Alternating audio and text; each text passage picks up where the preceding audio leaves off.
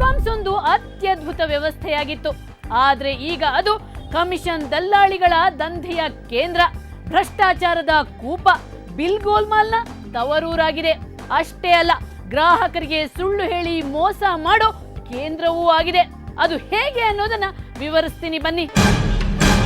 ರೈತರಿಗಿಲ್ಲ ಇಲ್ಲಿ ಬೆಲೆ. ಹಾಪ್ಕಾಮ್ಸ್ನ ಮೂಲ ಉದ್ದೇಶವೇ ರೈತರ ಉದ್ಧಾರ.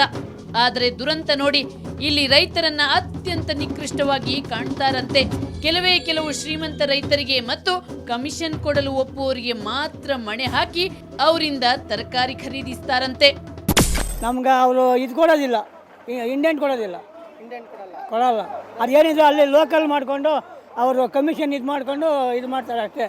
ನಮಗೆಲ್ಲ ಟೋಕನ್ ಇದು ಕೊಡಲ್ಲ. ಇನ್ನು ಬಿಲ್ ಹಣಕ್ಕಾಗಿ ದಿನವಿಡೀ ಕಾಯಿಸ್ತಾರಂತೆ. ಜಲ್ದಿ ಬಿಲ್ ಆಗಲ್ಲ, ಅಲ್ಲಿ ಕಾಯಬೇಕು, ಬ್ಯಾಂಕ್ ಕೊಡ್ತಾರೆ, ಬ್ಯಾಂಕ್ ಹೋಗ್ಬೇಕು, ಬ್ಯಾಂಕ್ ಟೈಮ್ ಇರಲ್ಲ, ಲೇಟ್ ಆಯ್ತು ಸರ್. ಇಲ್ಲಿ ಇಮಿಡಿಯೇಟ್ ಆಗಿ ಕೊಡ್ತಾರೆ. ಅಲ್ಲಿ ಬೆಳಗ್ಗೆನೇ ಹೋಗ್ಬೇಕು, ಮಧ್ಯಾಹ್ನ ಇಲ್ಲ, ಬೆಳಗ್ಗೆ ಮಾತ್ರ ಹೋಗ್ಬೇಕು. 5 ಗಂಟೆಗೆ ನಾವು ಬರೋಕ್ಕಾಗುತ್ತಾ? 5 ಗಂಟೆಗೆ ಬಂದು ಅಲ್ಲೂ ನಿಂತು 6 ಗಂಟೆಗೆ ಎಲ್ಲ ತಿರ್ಗಾ ಇವಾಗ ಹೋಗೋಕ್ಕಾಗಲ್ಲ. ಏನಿಲ್ಲ, ಇಲ್ಲಿ ಯಾವಾಗ 24 ಅವರ್ ಇರ್ತದೆ. ಕ್ವಾಲಿಟಿ ಅನ್ನೋ ಗುಮ್ಮ ತೋರಿಸ್ತಾರೆ. ಹಾಪ್ಕಾಮ್ಸ್ನ ಅಧಿಕಾರಿಗಳು ರೈತರಿಗೆ ಕ್ವಾಲಿಟಿ ಅನ್ನೋ ಗುಮ್ಮ ತೋರಿಸ್ತಾರೆ. A1 ಗುಣಮಟ್ಟದ ತರಕಾರಿಗಳನ್ನು ಮಾತ್ರ ಸ್ವೀಕರಿಸೋದಾಗಿ ರೈತರಿಗೆ ಕಂಡೀಷನ್ ಹಾಕ್ತಾರೆ.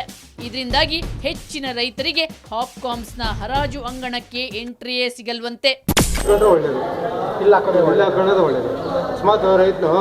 ಅಲ್ಲಿ ನೀವು ಬರ್ತೀರಾ, 2 ಮೂಟೆ ಬರ್ತದೆ, ಸ್ವಲ್ಪ ಕಳಪ್ ಬರ್ತದೆ. ಆ ಕಳಪ್ ಮುಟ್ಕೊಂಡು ರೈತನಿಗೆ ಹಾಕ್ತಾರೆ. ರೈತ ಆ ಕಳಪ್ ನೀವು ಮುಟ್ಟಲ್ಲ. ಆ ರೈತನ ಅಂಬೋ ಅಂತ ಬರ್ಬೇಕು ಮಾರ್ಕೆಟ್ಗೆ. ನೀವು ಕಳಪು ಮತ್ತು ಎಲ್ಲ ಜಡ್ಡಿ ಪೂರ ಎತ್ಕೊಂಡಿದ್ರೆ ಅದು ಓಕೆ. ನೀವು ಕಳಪೈತಲ್ಲ, ಅದಕ್ಕೆ ಕಳಪು ಕಸಾಗಲಿ ನೋಡ್ತಾರೆ. ಏನೇ ಇದ್ರು ಬರೀ ಕಮಿಷನ್ ಕೇಳ್ತಾರೆ. ಹಾಪ್ಕಾಮ್ಸ್ ಕಮಿಷನ್ ದಲ್ಲಾಳಿಗಳಿಂದ ಮುಕ್ತವಾಗಿರ್ಬೇಕು. ಆದ್ರೆ ದುರಂತ ನೋಡಿ, ಇಲ್ಲಿ ಹೆಜ್ಜೆಗೆ ರೈತರಿಂದ ಕಮಿಷನ್ ಕೇಳ್ತಾರಂತೆ. ಬ್ಯಾಂಕಿಗೆ ಹಾಕೋ ಚೆಕ್ಕಲ್ಲೂ ಕಮಿಷನ್ ಕೊಡ್ಬೇಕಂತೆ.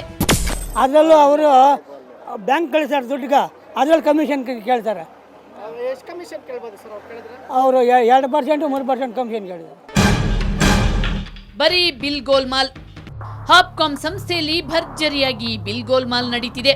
ಲೆಕ್ಕಕ್ಕೆ ಒಂದು ಬಿಲ್ ಆದ್ರೆ ಕಮಿಷನ್ ಹೊಡೆಯಲು ಇನ್ನೊಂದು ಬಿಲ್ ಇಟ್ಕೊಳ್ತಾರೆ. ಕಡಿಮೆ ಬೆಲೆಗೆ ಹಣ್ಣು ತರಕಾರಿ ಖರೀದಿಸಿ ಹೆಚ್ಚಿನ ಬೆಲೆಯ ಬಿಲ್ಲು ತೋರಿಸಿ ಭರ್ಜರಿ ಕಮಿಷನ್ ಹೊಡೆದು ಸಂಸ್ಥೆಗೆ ಮೋಸ ಮಾಡ್ತಿದ್ದಾರೆ. ಈ ಸತ್ಯನ ಆ ಸಂಸ್ಥೆಯಲ್ಲಿ ದುಡಿಯುತ್ತಿರೋ ಸಿಬ್ಬಂದಿಗಳೇ ಬಾಯ್ಬಿಟ್ರು.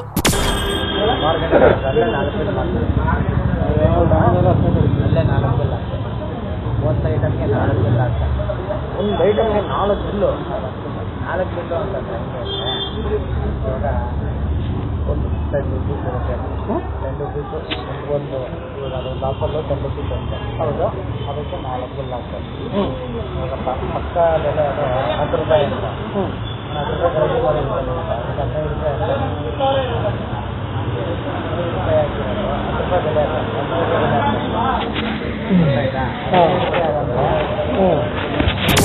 ಇನ್ನೊಂದು ಗಂಭೀರ ವಿಚಾರ ತಿಳಿಯಿತು.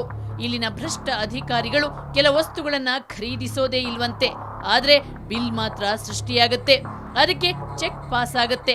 ಆ ಬಳಿಕ ಒಟ್ಟು ಮೊತ್ತವನ್ನ ಅಧಿಕಾರಿ ಮತ್ತು ಮಾರಾಟಗಾರ 80:20 ಅನುಪಾತದಲ್ಲಿ ಹಂಚಿಕೊಳ್ತಾರಂತೆ. ಈ ಟೆಂಡರೇ ಮಾಡಲ್ಲ. ನಿಯಮದ ಪ್ರಕಾರ ಹಣ್ಣು ತರಕಾರಿ ಹೊರತುಪಡಿಸಿ ಇತರ ಪೊಟ್ಟಣದ ಆಹಾರ ಪದಾರ್ಥಗಳನ್ನು ಈ ಟೆಂಡರ್ ಮೂಲಕ ಖರೀದಿಸಬೇಕು. ಆದರೆ ಇಲ್ಲಿ ನಿಯಮವನ್ನ ಸಂಪೂರ್ಣವಾಗಿ ಉಲ್ಲಂಘಿಸಿ ತಮಗೆ ಬೇಕಾದವರಿಗೆ ಟೆಂಡರ್ ಕೊಟ್ಟು ಅಲ್ಲೂ ಕಮಿಷನ್ ಹೊಡಿತಾರಂತೆ. ಮಳಿಗೆಗಳ ಮೇಲೆ ನಿಯಂತ್ರಣವೇ ಇಲ್ಲ.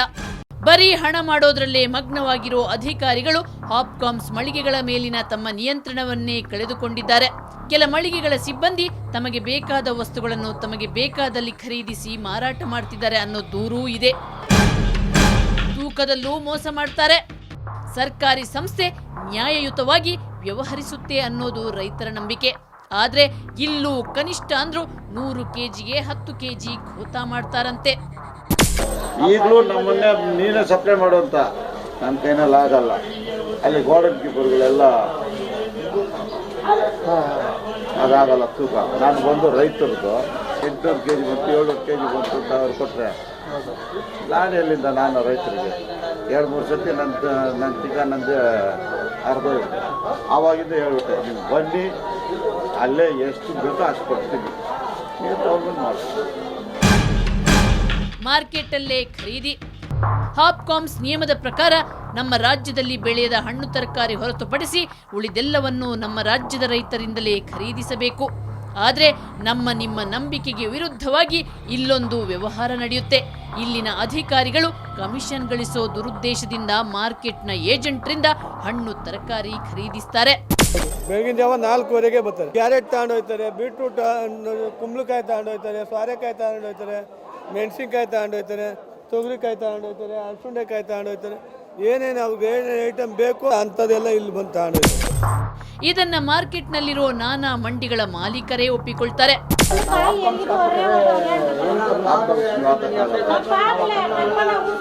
ನಾನು ಹೇಳ್ತೀನಲ್ಲ, ನಾನು ಎಲ್ಲಿ ಕಾಲಿಕ್ತೀನೋ ಅಲ್ಲೆಲ್ಲ ನೀವು ಬೆಳೆಯೋಕ್ಕಾಗಲ್ಲ, ಅದಂತೂ ಗ್ಯಾರಂಟಿ. ಇವತ್ತು 28, ನಾಳೆ ಡೌನ್ ಆದರೆ ಸಮಾನ ಅಂತ ನಾನೇ ರೇಟ್ ಇದು ಮಾಡೋದು, ಫಿಕ್ಸ್ ಮಾಡೋದು, ತಿಳ್ಕೊಳ್ಳಿ. ಹಾಪ್ಕಾಮ್ಸಲ್ಲಿ ಯಾರ ಹತ್ರ ರೇಟ್ ಕೇಳಿ ತಿಳ್ಕೊಳ್ಳಿ. ಹಾಪ್ಕಾಮ್ಸ್ಗೆ ನೀವು ಹೋಗೋಕ್ಕಾಗಲ್ಲ. ಅಂದರೆ ಹಿಂಗೆ ಇದು ಕಮಿಷನ್ ಲೆಕ್ಕನ ಯಾವುದು ಇದು ಎಲ್ಲನೂ ಹಾಪ್ಕಾಮ್ಸಲ್ಲಿ ಹಾಕಿದ್ರೆ ಹಿಂಗೆ ಕಮಿಷನ್ ಲೆಕ್ಕನ ಹೆಂಗೆ ಅಂದ್ರೆ ಇಲ್ಲಪ್ಪ, ಅವ್ರು ಕೊಡ್ತೀನಿ. ಇಲ್ಲಿ ನೋಡಿ, ಇವಾಗ ಕ್ಯಾಶ್ ಕೊಟ್ಟರು ನೋಡಿ, ಏನಿದು ಲಾಲ್ಬಾಗ್ ಅಂತ ಟೋಟಲ್ ಈಗ 50,000 ಕೊಟ್ಬಿಟ್ರು. ಹಾಂ, ಇನ್ನು 11,000 ಐತೆ. 11,000 ಸೋಮವಾರ ಕೊಟ್ಬಿಟ್ಟು ನೋಡಿ, ಇದು ಅಷ್ಟೇ ಲಾಲ್ಬಾಗ್.